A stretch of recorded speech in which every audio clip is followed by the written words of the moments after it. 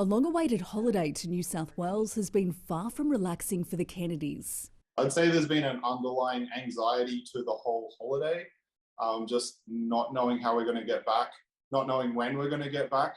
They can't return to Queensland without rapid antigen tests, which they say have been impossible to buy. Exhausted and out of options, they lined up for PCR tests. There's no way to tell, without just going and committing to, a day in a line for a PCR test. But in the queue, they were provided with rapid antigen tests instead. Some pathology services are providing them as they're overwhelmed by demand.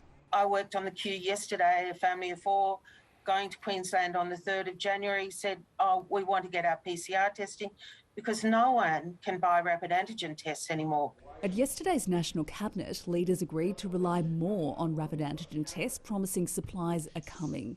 Today, they scrapped a new policy for confirmed cases to get a rapid test on their 6th day of isolation. The opposition says it's all a complete shambles.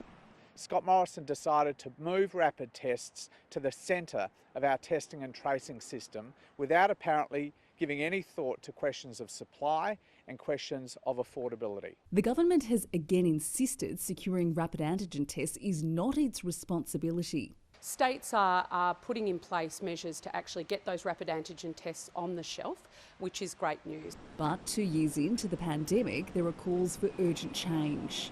Australia really needs a CDC, Centres for Disease Control, that is modelled on what the US have.